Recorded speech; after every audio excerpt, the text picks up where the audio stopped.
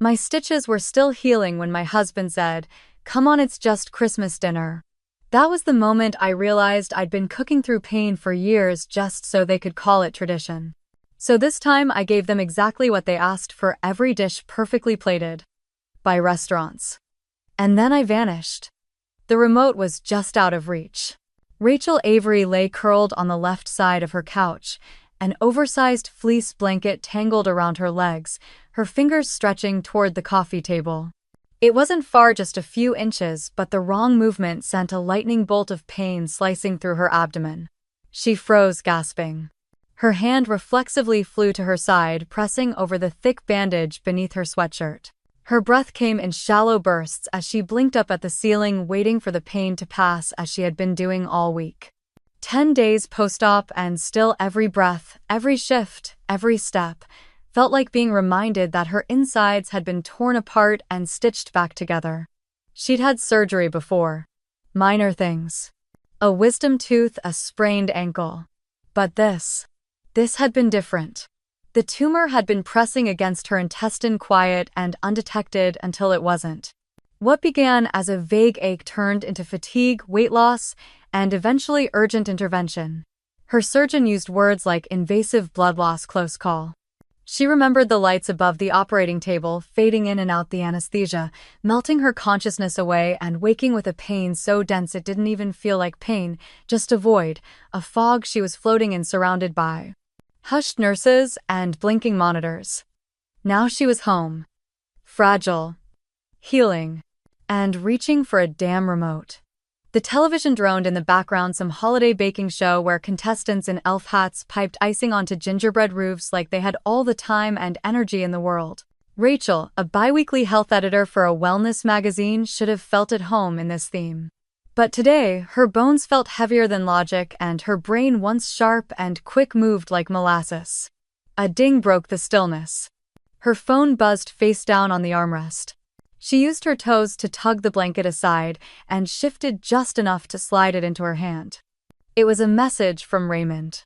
"Mom says Christmas is at ours this year. She's bringing the wreaths. You handle the menu." Rachel stared at the text for a long, breathless second. "No, hi, how are you feeling? No, are you up for this? No, let's talk about it. Just. Christmas is at ours." Her thumb hovered over the screen, then pulled away. "Not yet. Not yet." Instead, she rolled to her right carefully this time and pulled open the drawer under the coffee table. It was where she kept the list book. A leather-bound planner, half journal, half recipe log, and half battlefield report. It was her way of surviving the holidays, making lists, checking them twice, and pretending order meant safety. She flipped through pages dated last December. Christmas dinner 2022. Main course: herb roasted turkey with orange zest and sage. Glazed ham with cloves and bourbon maple syrup. Vegan lentil loaf for Kylie, who'd gone plant-based for 3 weeks. Sides: garlic mashed potatoes.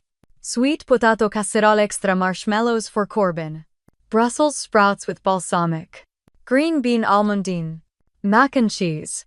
Eva said the boxed one was fine, but made a face. Desserts: apple pie, pecan pie, chocolate lava cake. Gluten-free brownies because Summer's kid had a sensitivity that week. Guests 9. Total dishes 34. Helpers 3. Kylie arranged the napkins. Summer brought wine. Eva hovered. Raymond's contributions. She flipped the page. It was blank. Her pen had once scribbled "Ask Raymond to pick up ice." It had been crossed out and replaced with "Picked up myself." She closed the book, staring at its cover.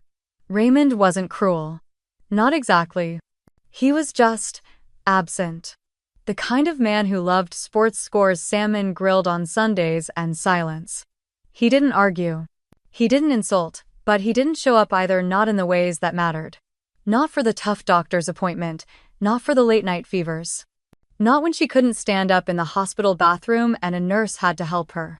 And now Christmas, she read the message again. This time it felt different. Not just presumptuous, not just selfish. It felt violent.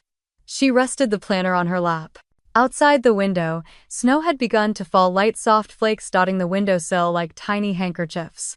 Last year, she joked with Reese, her best friend, that her life could be summed up in lists.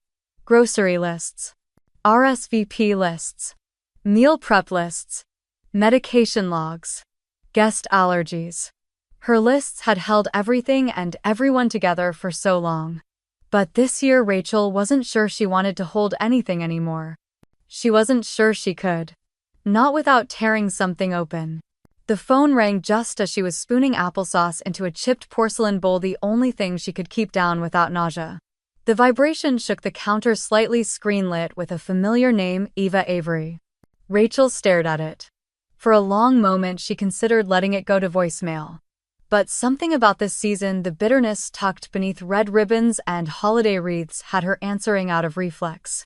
Rachel, Eva's voice chirped before she could even say hello. Good you picked up. Now I'm thinking ham this year, instead of turkey. And not that store-bought glazed nonsense. The one you made in 2019, you remember, with cloves and orange peel. Summer loved it. Rachel leaned against the counter, clutching the bowl with both hands to keep from flinging it. I'm not sure I'll be able to cook, Eva, she said quietly. I'm still recovering. Oh, don't be dramatic, dear. You've done it before. The line crackled with dismissiveness, a sound Rachel knew as well as her own breath. You had the flu that one Easter and still made crab puffs. Rachel's voice caught in her throat. Yes. She remembered. She had a 101.8-degree fever. She'd sweated through her clothes 3 times. She'd pulled trays out of the oven while her knees shook and then passed out on the couch as everyone toasted to a perfect meal. Raymond had never even offered to do the dishes. And don't forget those little pastry things, Eva continued breezily. The ones with goat cheese and fig. Kylie specifically asked for them.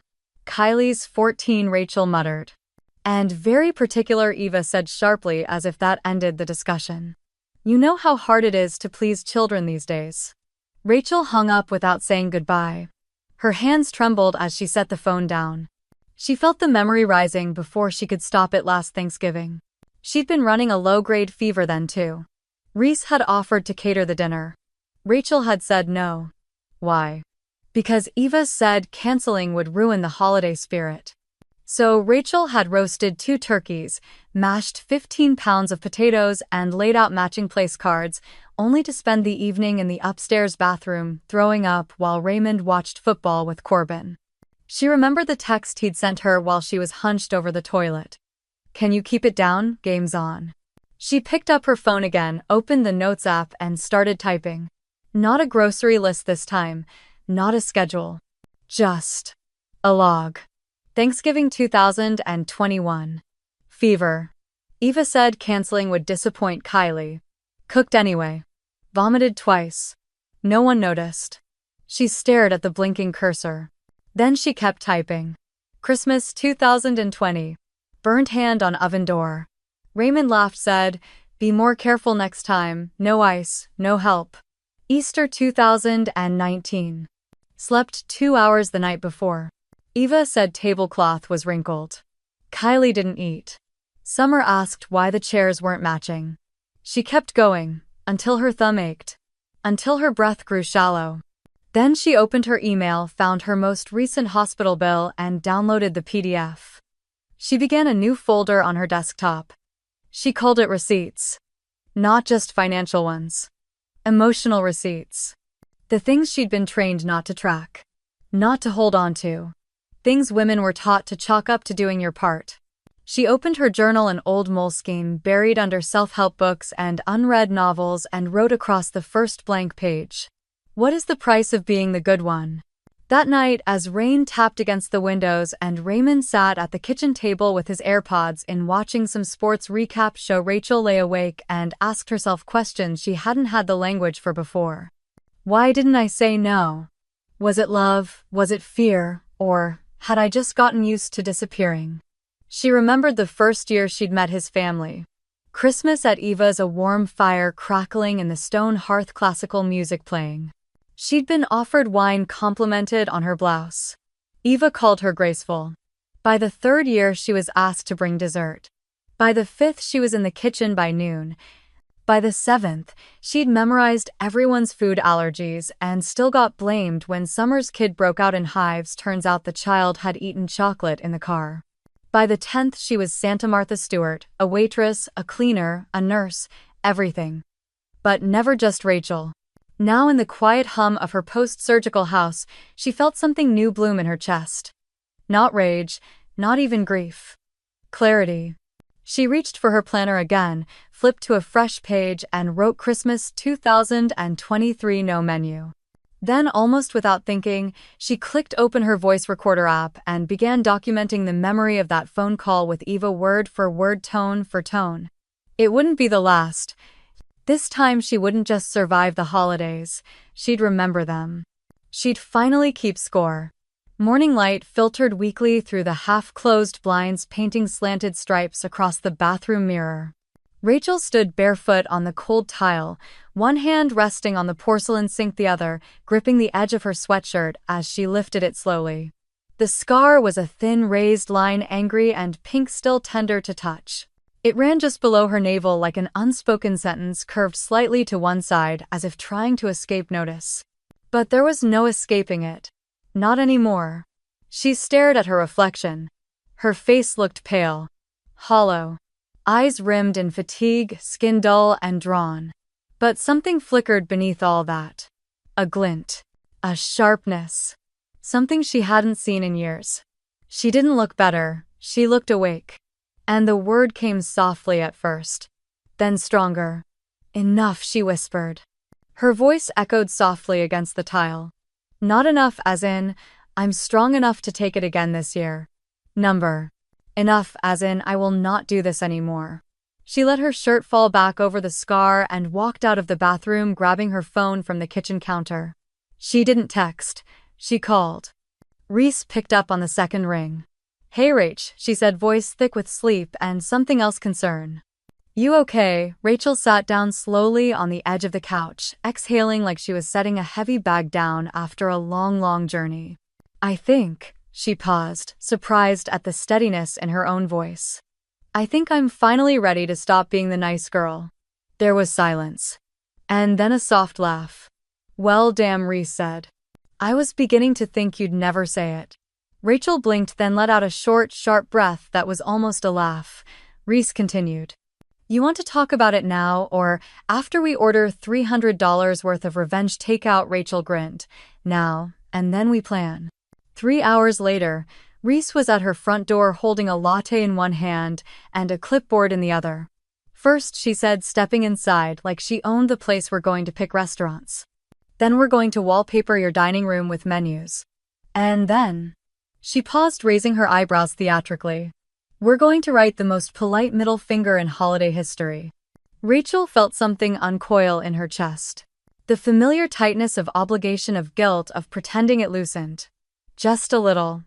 Enough to let her breathe. They sat at the kitchen table, and for once Rachel wasn't using it to fold napkins or plan seating arrangements. She opened her laptop and pulled up tabs. Thai food, Indian, Mediterranean, Chinese. Reese suggested adding that new vegan fusion place just to mess with Kylie's delicate palate. They laughed, really laughed, until Rachel clutched her side and had to brace herself against the chair. Ow, she winced, tears in her eyes. Laughing still hurts. Pain is a sign of healing, Reese said with a wink. Besides, this is going to hurt them more. Rachel looked at the menu folder now taking shape on her desktop. Each restaurant represented a holiday she'd survived. Each dish was a symbol not of nourishment, but of rebellion. A declaration that she would no longer set the table for people who never saved her a seat. She stood up slowly, made her way to the study, and pulled out her journal. It had been sitting dormant since her surgery. The last entry was dated 6 months before, the kind of positive affirmations she used to write when she thought gratitude could silence neglect. Today, she picked up her pen with a different kind of clarity. She wrote, "This year I'm not serving dinner. I'm serving truth." She paused. Let the ink dry, then added beneath it. Let them feast on their expectations. I'm done feeding them my silence. By evening, Reese had already mapped out a plan. You leave the morning of, she said. I'll come by at dawn and we'll tape the menus up together. And the note. We leave it front and center. Rachel nodded. With one of Eva's precious ornaments. The one that says, for the family's favorite little helper. Reese grimaced.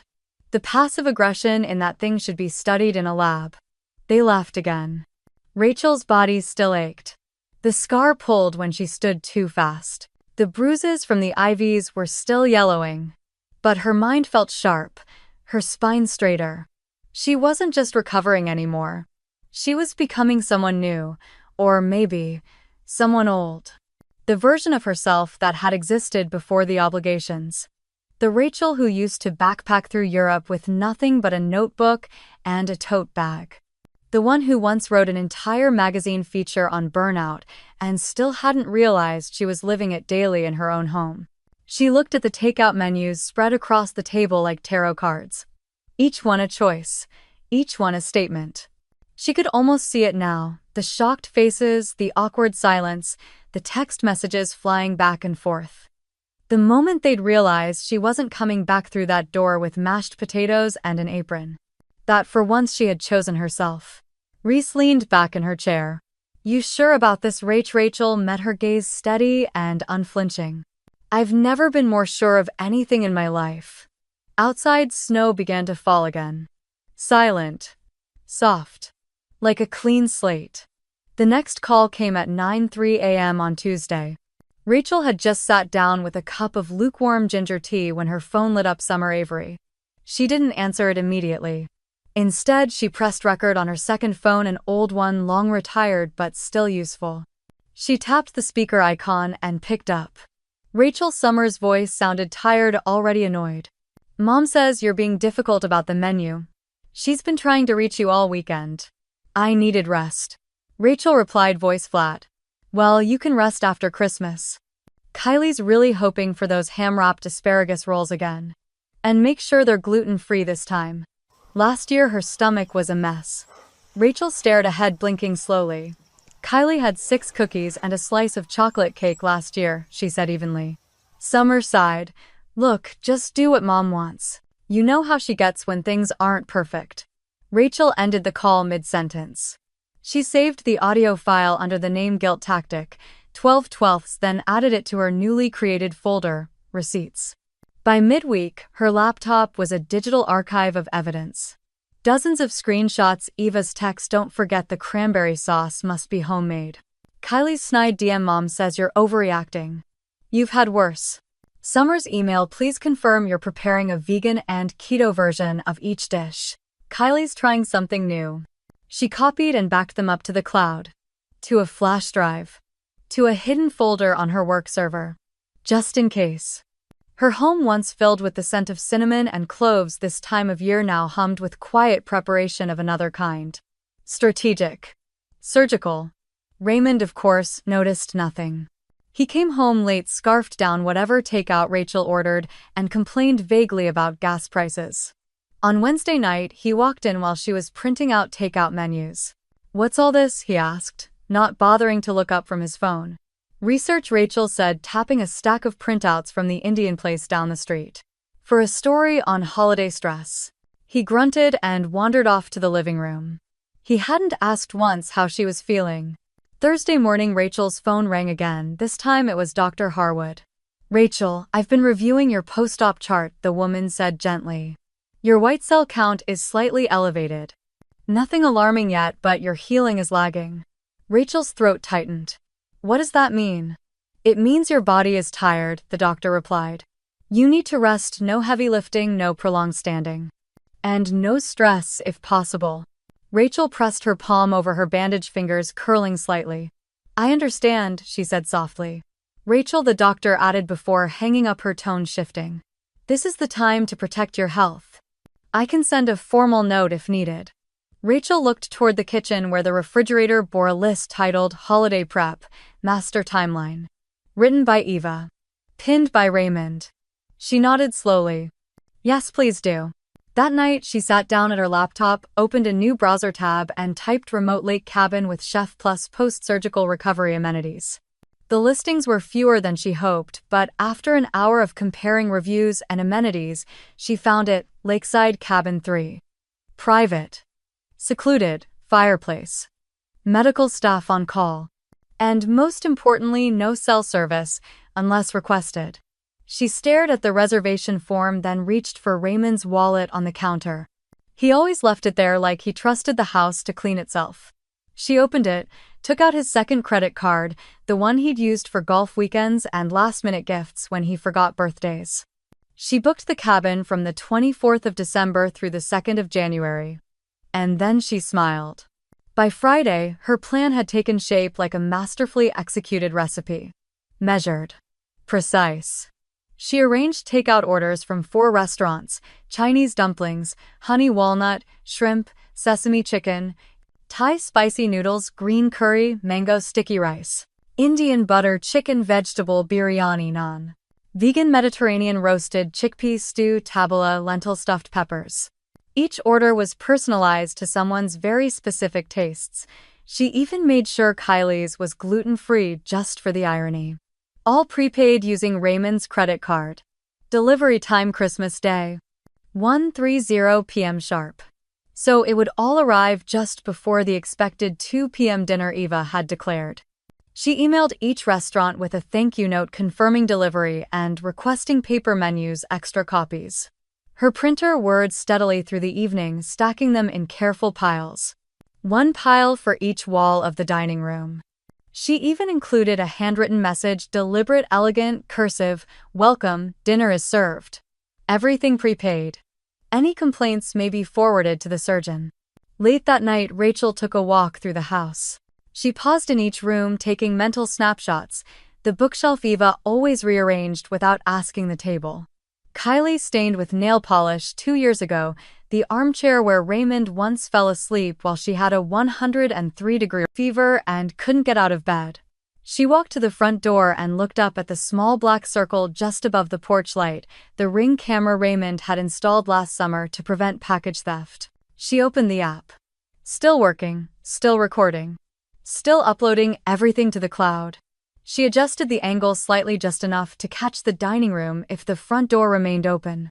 Let them talk. Let them perform. Let the whole thing be documented.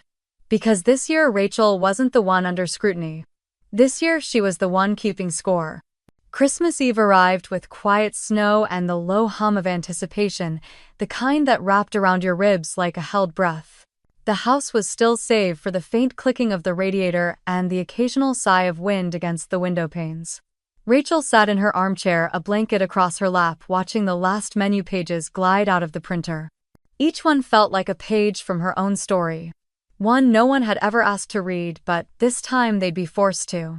At 11:05 p.m., the doorbell rang. Reese stood on the porch in a parka lined with faux fur, a thermos in one hand and a roll of tape in the other. "Merry Vengeance Eve," she said, grinning. Ready to decorate, Rachel stepped back, letting her in. "I left the mistletoe off this year." Reese looked around, taking in the blank walls, the untouched dining table, the absence of the usual holiday garlands and candles. "Perfect," she said, nodding. A blank canvas. They got to work. For the next 2 hours, the two women moved silently, carefully, with the kind of rhythm that only came from years of friendship and years of being underestimated. Reese laid out the first batch of menus on the dining room table while Rachel gathered thumbtacks, tape, and scissors. Together, they started affixing each menu, Thai, Chinese, Indian, Mediterranean, onto the cream-colored walls, lining them up with a precision that made them look like wallpaper. "You know what I love most about this," Reese said, adjusting the Chinese takeout section near the window. "What? It's not just takeout," she replied. "It's documentation. Karma doesn't just knock anymore. It gets delivered hot and ready." Rachel smiled, biting back a laugh. "Should we call it the 12 dishes of justice?" They both chuckled, but underneath the humor was a current of something deeper, something like peace. Rachel hadn't felt it in years. By 1:00 a.m. the room was complete. The dining room had become a gallery of quiet rebellion. Menus fluttered slightly under the heating vent like flags in a breeze. The once formal table, so often laden with roasts and starches and expectations, was now bare except for a single folded note at the center. Reese reached into a small gift bag and pulled out an ornament, round, gold-plated, the words engraved in a delicate looping script. "For the family's favorite cook, love, Mom." Rachel took it from her gently, fingertips brushing over the inscription. "She gave this to me our first Christmas together," she murmured. "Said it was a joke." "She lied," Reese said flatly. "It was a prophecy." Rachel placed the ornament on the table, setting it gently over the folded card. She'd written the note earlier that afternoon, her handwriting elegant and steady. "To my beloved family. Dinner is served. All meals prepaid, customized to your preferences. I will not be joining this year. I'm under doctor's orders to rest. Any concerns may be directed to my surgeon. Wishing you a delicious holiday. Rachel." Formerly the family's unpaid chef, cleaner, and emotional shock absorber. Reese let out a low whistle. "Elegant. Scathing. 5 stars." Rachel took one last look around the room. The soft light of the chandelier reflected off the menu pages, casting shadows in strange, beautiful patterns across the walls. "This is the best it's ever looked," she said. "No gravy boat required," Reese added. Before they left, Rachel walked slowly around the room, taking pictures with her phone, wide shots of the walls, close-ups of the menus, the note, the ornament. Not for evidence. Not even for the Ring camera. But for herself. She wanted to remember this moment, the stillness, the quiet triumph. The taste of finally saying no without having to raise her voice. "I used to think freedom would feel big," she whispered. "Like a speech. Or a door slamming." And Reese asked. Rachel looked down at her phone screen, the final image coming into focus. "It feels like clean walls," she said. "And no damn casserole in the oven." They locked the door behind them. The driveway glowed under the porch light, fresh snow covering every sound but the soft crunch of their boots. Reese opened the passenger door and helped Rachel into the car, adjusting the blanket over her lap like a nurse who cared too much. As they pulled away, Rachel glanced back at the house.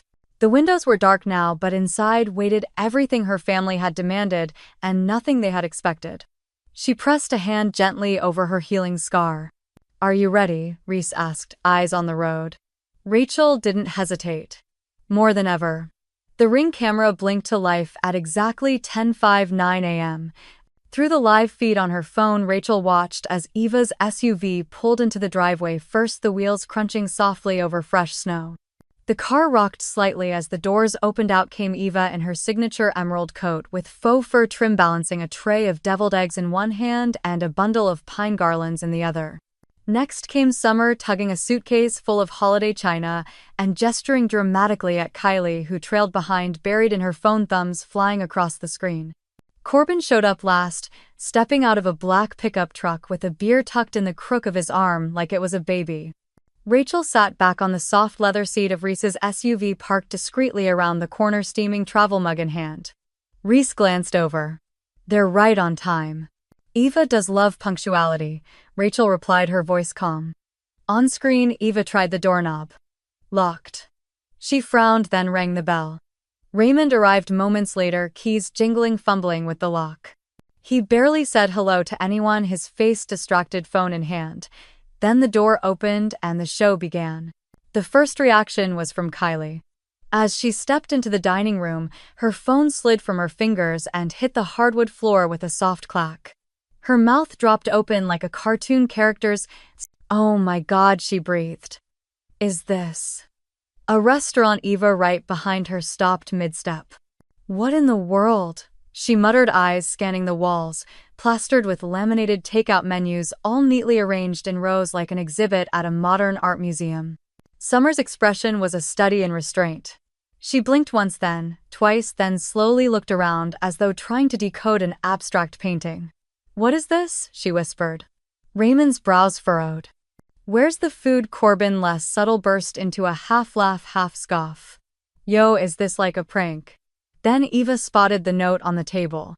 She picked it up, squinted at the handwriting, then read aloud, "Dinner is served. All meals prepaid, customized to your preferences. I will not be joining this year. I'm under doctor's orders to rest.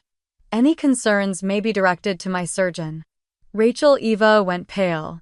Summer sat down slowly in the nearest chair as if her knees had given out. Raymond stood motionless, staring at the note like it was a foreign language. Then Rachel pressed send. A group text lit up every phone in that room simultaneously. Everything is paid. Every debt. Every meal. Every pain. Every ignored word. Enjoy the feast. Rachel. The room erupted into chaos. She can't be serious. Summer snapped, her voice climbing into a whine. What kind of person does this? Eva clutched the ornament in her hand, the one that still sat next to Rachel's note, her knuckles whitening.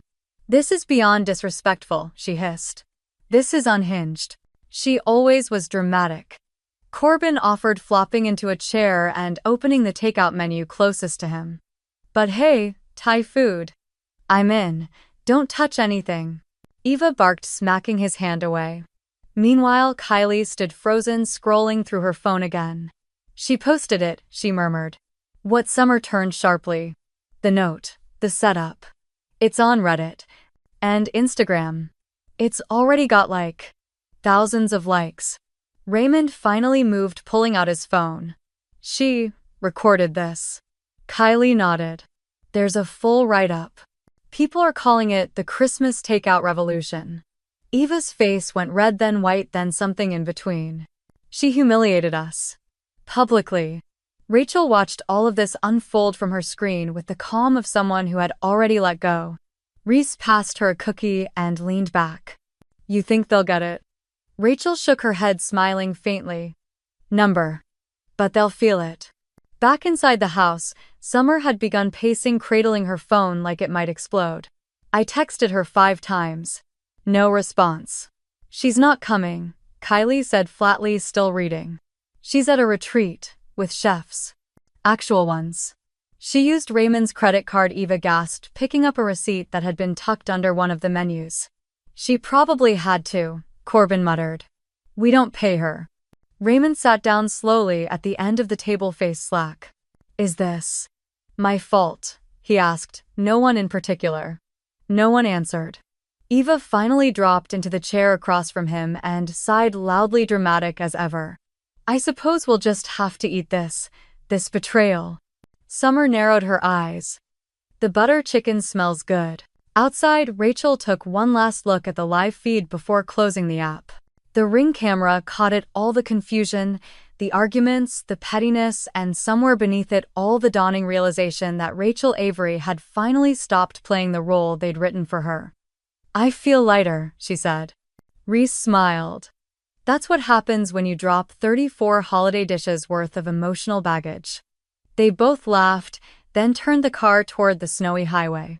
Behind them, the house remained filled with people who'd only now begun to notice the absence of the woman who once held it together. The snow outside the cabin fell in soft curtains, making the world beyond the window blur into silence. Rachel sat cross-legged on the bed, flannel pajamas tucked into thick wool socks, laptop balanced on a tray across her knees. A mug of herbal tea steamed beside her, untouched. She clicked send. It wasn't one email. It was 4. Each carefully composed. Each addressed individually, though their content shared the same raw truth. She didn't add pleasantries. No hope you're well or Merry Christmas. Just facts. Subject line: in case you forgot what this cost me. Body attached, you'll find copies of my post-operative hospital bill, $38, $602 before insurance. A statement from Dr. Harwood regarding my physical restrictions dated 2 weeks ago. A photo of my surgical scar taken 3 days ago, still inflamed but healing.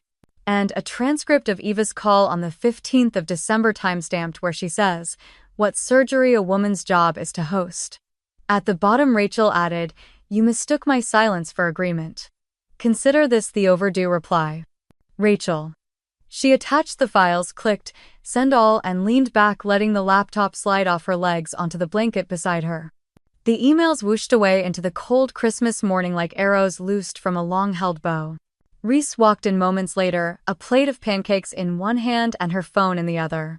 You want the bad news or the hilarious news? Rachel raised an eyebrow. Always hilarious first. Reese set the plate down, grinning. Reddit threads at 10,000 upvotes. You're officially a movement. Rachel blinked. Seriously, seriously. Reese turned the phone around to show her. The title of the thread was already legendary: Ada for leaving my entitled family with prepaid takeout menus on Christmas after surgery. The top comment, highlighted in gold, read, OP didn't just serve dinner. She served generations of unspoken resentment on a platter. Queen behavior. Rachel laughed, really laughed, until she had to clutch her stomach again. It hurts, she wheezed. But it's worth it. Reese scrolled. They're calling it the takeout revolution. Someone's making t-shirts. Please tell me it has chopsticks crossed like swords. Reese squinted. Yep, and the tagline is, no prep, no guilt, no gravy.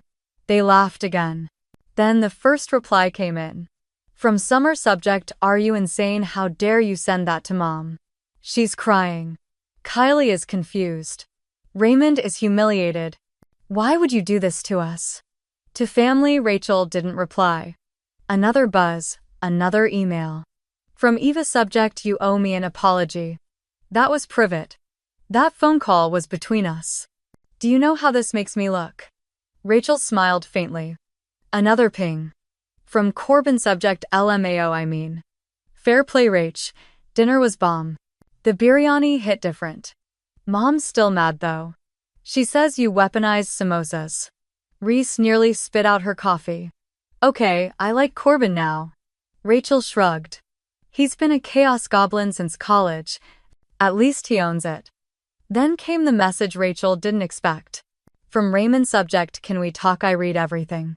I didn't know the surgery was that serious. I didn't realize how much I'd been ignoring. I guess I got used to you doing everything. Maybe I thought that's just who you were. Rachel stared at the screen for a long moment. The cursor blinked in the reply box, waiting. She didn't type. Instead, she opened the folder labeled Holiday Evidence and dragged it all. Screenshots, receipts, voicemails, calendars into a new drive titled Exit Archive. She then forwarded that link to her divorce lawyer. Reese leaned against the doorframe, sipping her tea. You okay? Rachel nodded. It feels strange. What does not fighting anymore? She said. Not justifying, not performing, just letting the truth speak. Outside, snow continued to fall. Reese came over and sat beside her, glancing at the screen. You served them reality. Most people don't even know how to chew that. Rachel smiled faintly. I don't care if they digest it, she said. I just wanted to stop spoon-feeding them my soul. Later that afternoon, Rachel posted one comment under her Reddit thread. Hi, OP here. For those wondering, I'm resting, healing, breathing real air, and eating food I didn't have to cook for people who actually care if I'm in pain. That's the whole story. *Ide. Within minutes, the reply came. You didn't just light a match. You gave us all permission to stop setting ourselves on fire to keep others warm. Rachel closed her laptop and let out a long, quiet breath. This was peace. This was recovery. This was the moment after the storm when everything had broken but something stronger was finally taking root. And the best part, dinner would arrive in 10 minutes. No dishes. No guilt. No apologies. Just nourishment. The cabin sat like a secret at the edge of the world, tucked into a clearing surrounded by pines powdered with fresh snow. Its wooden beams gleamed golden in the afternoon light, smoke curling gently from the stone chimney. Inside, the fire crackled softly in the hearth, casting long amber shadows over the rugs and thick knit blankets. Rachel stood at the window, her palm pressed lightly against the cool glass. Beyond it stretched nothing but stillness. No voices, no expectations, no clinking dishes or urgent calls from the living room. Just snow, and silence. And space. Behind her, a soft knock on the doorframe. Dinner's almost ready, said Mara, the retreat's in-house chef. A warm, stocky woman with smile lines as deep as valleys and a voice that always felt like honey after a bad day. Rachel turned and smiled. Thank you, Mara nodded and left. The phone rang for the third time that day. Rachel let it ring once, twice, then against her better judgment picked up. Raymond. She didn't say hello, he jumped in anyway. You can't do this, Rachel. She closed her eyes, counted to 3. You can't just disappear, he continued. It's Christmas. We're family. She let the silence stretch until it began to itch. Then she spoke. "You had years," she said quietly, "to treat me like family." The line went still. "But you chose staff instead." "Rachel, come on," she cut him off. "No," she said with a kind of clarity that vibrated through her chest. "I cooked through migraines, through fevers. I cleaned up after Kylie's spills while you watched the Seahawks. I stayed up until 2 a.m. ironing your mother's damn linen napkins so she wouldn't call me lazy again." "That's not fair." "It's accurate," she said, firmer now. He sighed. "So what? You're just done." Rachel looked out the window again. Snow had begun falling soft and slow. "I'm healing," she said, voice calm. "From surgery, from expectations. From you, from all of you." There was a pause on the line then, a shift in Raymond's voice. Quieter, smaller. "I didn't know you felt that way." She didn't respond, because he did know. He just never listened. "You could have said something," he added. Rachel almost laughed. "Raymond," she said gently, "I did say something. 1,000 ways." Then, after a pause, "I just stopped shouting when no one heard." He didn't reply. She imagined him standing in the kitchen surrounded by half-eaten takeout, the walls still papered with menus he hadn't removed. Maybe Eva pacing. Maybe Summer yelling about reputations and public embarrassment. Maybe Kylie rolling her eyes and filming it all for TikTok. Rachel imagined him finally seeing that empty house not as an insult but as a mirror. He was the one left behind. "I'll be gone until New Year's," she said simply. "And after that," Rachel said, "I'll be filing for divorce." Silence. She let him sit in it. For once she didn't rush to soften the blow. "Goodbye, Ray." She hung up. And this time her hand didn't tremble. Dinner was served in a candlelit dining room with only 4 tables. 2 were empty. At the third sat an elderly couple speaking softly over roast duck and wine.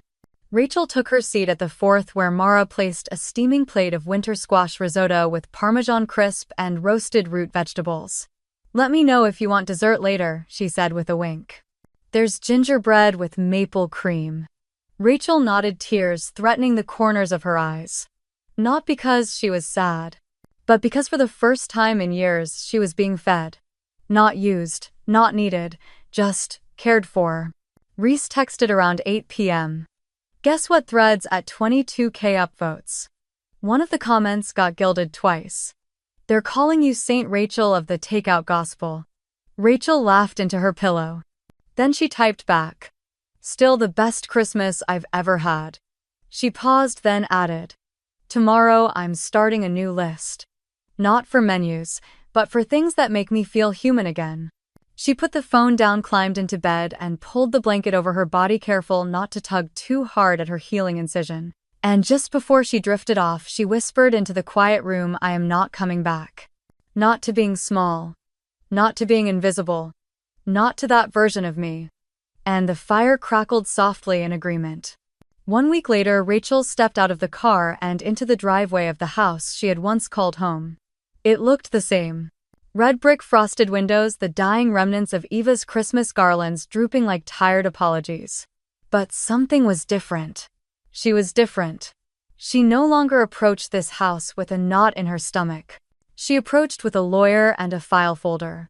Andy Harper, her attorney, adjusted his scarf as he followed her up the walk. "You ready?" Rachel exhaled. "I've never been readier." Raymond was waiting in the living room. He looked smaller somehow, shoulders, hunched hair, uncombed, a cup of cold coffee trembling in his hand. "Rachel," he started, his voice cracking. "Let's talk." Andy stepped forward smoothly. "Let's document." Raymond blinked. Rachel placed a folder on the coffee table with quiet precision. Inside, signed divorce papers. Printed screenshots of texts. Medical documents. Transcriptions of voicemails. A list titled "Christmases I Hosted While Sick." She sat down across from him, calm and collected. "This isn't personal," she said softly. "It's legal." The front door slammed open.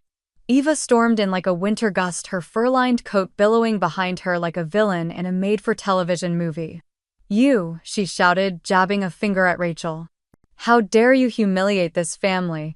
Andy held up his phone. "You're being recorded, Mrs. Weatherby. Every word is evidence." Eva hesitated, then scoffed undeterred. "I gave you everything," she continued.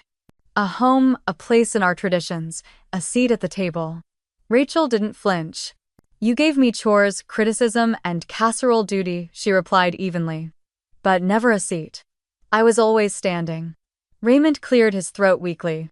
Over one dinner, Rachel, her gaze turned to him. Steady. Unwavering. "No, Raymond," she said, her voice a low chord of finality. "Over one lifetime of disrespect." Eva made a strangled sound. "You can't just walk away from family," she spat. Rachel stood. "I'm not walking," she said, voice rising just slightly like a curtain before a final act. "I ran. And now I'm documenting the sprint." Andy nodded. "We'll proceed with property division next. My client is requesting the house." Raymond's eyes widened. "You can't take the house."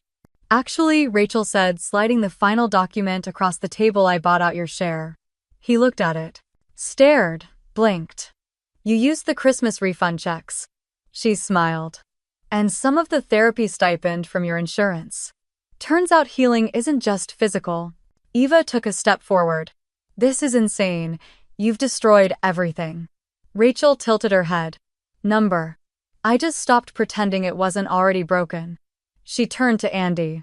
"I think we're done here." He nodded, beginning to pack the documents. Raymond said nothing, just stared at the same spot on the floor as if searching for the version of himself that might have saved this before it fractured. Eva's mouth opened to speak again, but the Ring camera above the entryway blinked red. She hesitated. "Go ahead," Rachel said gently. "Tell me what I owe you." Eva's jaw snapped shut. As Rachel reached the door, Raymond called her name. She paused. His voice was fragile. "Is there anything left?" She turned halfway, not fully. "There's the house," she said. "But I don't think you'll like how quiet it is without me." Then she opened the door and stepped outside, the winter air biting her cheeks but clearing her lungs. She didn't look back. Later that evening, Reese met her at a downtown cafe with a bottle of celebratory wine hidden in a reusable grocery tote. "You good?" she asked. Rachel smiled. "I'm signed, documented, and done." Reese raised her cup in a toast. "To freedom." Rachel shook her head. "To clarity," she said. "To remembering I don't need to earn my place at a table that was never set for me." Outside, the city glowed in soft gold and silver lights. Somewhere across town, Eva was probably yelling at Raymond about property law. Summer was likely posting cryptic quotes on Facebook. And Rachel hoped she was journaling her way out of the family script entirely. But none of that was Rachel's story anymore. She had signed her ending and was already writing her new beginning. The cafe was quiet, tucked in the corner of an old brick building near downtown Seattle, its windows slightly fogged from the warmth inside. Outside, the snow fell in hushed spirals, coating the streets like powdered sugar. Rachel sat at the table by the window, no longer hiding in corners, no longer checking her phone every few seconds, no longer waiting to be needed. She was early, deliberately. She liked watching people enter. This time it was Eva and Raymond who stepped through the door, hesitating in the threshold like guests unsure if they were welcome. They spotted her, moved stiffly toward the table. Raymond looked like he hadn't slept in days. Eva wore her best winter coat, but her usual grandiosity seemed wrinkled. Rachel didn't stand. She didn't need to. Instead, she slid a plain white envelope across the table. Inside, a cashier's check. Half the proceeds from the house sale. "Legally notarized," she said, calmly. "As promised." Raymond opened it, blinked. Eva just stared. Silence hung like breath on a window pane. Then Eva spoke. "Is this really it? After all these years, after all those holidays? What about family?" Rachel looked at her. Not coldly, not cruelly, just clearly. "I chose myself," she said softly. "As family. First." Eva's mouth tightened. She looked ready to argue. Then her gaze dropped to her gloves resting on the table like two empty hands. She didn't speak again. Raymond slid the check back toward her. "We didn't mean for it to get this bad." Rachel shook her head. "You didn't mean for it to get this honest." He looked like he wanted to say more, but Rachel stood before he could. I wish you healing, she said. Then added with a nod to Eva. Both of you. She left the cafe coat unzipped, scarf loose around her neck like she no longer needed armor. Outside, the air was crisp and clear. Reese was waiting across the street, leaning against her car with a grin. Well, she asked, holding out a coffee. Rachel took it, sipped, then smiled. Peaceful. Really? Rachel nodded. They got the check. I got my breath back. Reese beamed. Oh, and guess what? She pulled out her phone and tapped the screen. Your Reddit post just passed 100,000 upvotes. Rachel raised her eyebrows. They're calling you the patron saint of burned-out daughters-in-law. Rachel laughed. Not the small polite laugh she used to give at family dinners. A full open one that reached her eyes and wrinkled her nose. Reese grinned wider. You're a movement now. Rachel looked out at the snowy street. Maybe. Or maybe I just reminded a few thousand women that silence isn't noble. They walked slowly, drinks in hand, snow crunching beneath their boots. Do you regret anything? Reese asked. Rachel thought for a moment. Only not doing it sooner, she said. Only not realizing that serving dinner isn't love when it comes with a side of resentment. They reached the corner. Reese paused, tugging Rachel into a quick hug. You served something bigger this year, she whispered. Rachel pulled away, eyes gleaming. This Christmas, she said, almost to herself, I didn't serve dinner. I served myself peace. She kept walking after that. Alone. But not lonely. With every step her body felt lighter. Not because the scar had vanished, it still pulled slightly with movement, but because the weight of obligation had finally lifted. No more invisible checklists. No more invisible self. As she crossed the street, a group of kids threw snowballs at each other, laughter ringing through the air.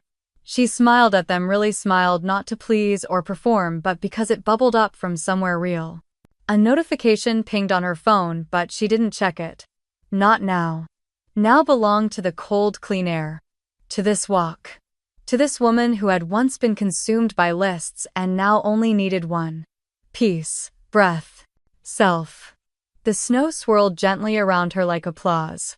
And in the distance, perhaps in another house, another kitchen, another woman read the thread and whispered, if she can walk away, maybe I can stand up.